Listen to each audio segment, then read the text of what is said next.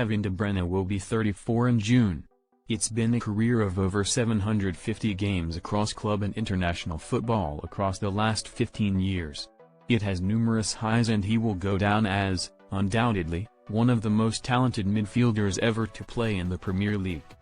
But it's a testament to the modern game that such a cerebral footballer is going to be left looking at his transfer options at the end of this season, and it's a clear lurch in the wrong direction for football. We've largely made our peace with the number 10 position, which used to host Juan Roman Riquelme, Francesco Totti and numerous other geniuses, being replaced by robust midfielders and ultra-quick wide players better at running than they are at kicking. But we're leaning ever more into a sport which is now more NFL than soccer. What does that mean?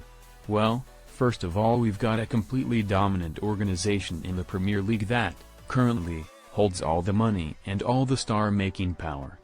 Like the NFL, we've also got an organization which lionizes destructive players, generally has one star dictating the play and has wide receivers, wingers, who get the ball fired into their path to run onto. Like the NFL, we've got hyper-tactical elements to the style of play which dictates virtually everything anyone does in attack, defense, or even in conventional set pieces, where those types of coaches have become famous in their own right. Like the NFL, we've got a whole host of talented but largely transient pros that might be remembered for a moment but will likely be forgotten over time as they lack the longevity to be truly great. Like most of the NFL, and we've got an entire division of athletes earning way too much for them to moderately care much about motivation, legacy, or longevity. Like the NFL, it's obviously not a perfect example in that one sport is fluent and one is built around individual plays, but they have more in common than you'd think. De Bruyne has become outdated. There is, unfortunately, not much room for any nuance or indeed anyone who plays between what used to be the lines, because if a team is set up against a low block, they largely feel like their attacking tactic has failed. Breaking down a defensive tactic just isn't something that most teams or coaches want to even attempt anymore. It's got to be fast, and it's got to be in transition, and it's got to be with the quicksilver, trickiest wingers in order to get it done, of which there is an abundance, and at times that can be fun.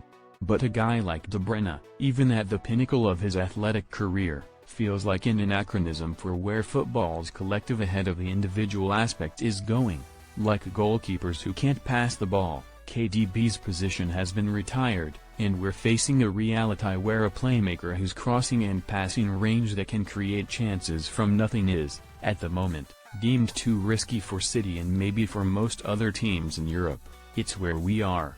As Duncan Castles and I discussed on the Transfers podcast around the January window, the average age of Premier League signings in the space of 2 years has fallen from 22.5 to 19.5. Teams want to sign teenagers because they offer lower risk, generally come cheaper, and provide an element of sell-on value down the line. KDB offers none of those things. He's no longer an asset as modern clubs would see him. He is a salary risk. He can't play 90 minutes. He can't play twice a week. He can't press, he can't track back. Whether or not any of these things are true, it's just where the market has positioned him. Does he have more to offer? In a normal football environment, of course. And it would be a horrible indictment of where we are should he go to either MLS or Saudi Pro League when he still has something to give. It was brief, he said of negotiations with City over a new deal. Is this where we are now?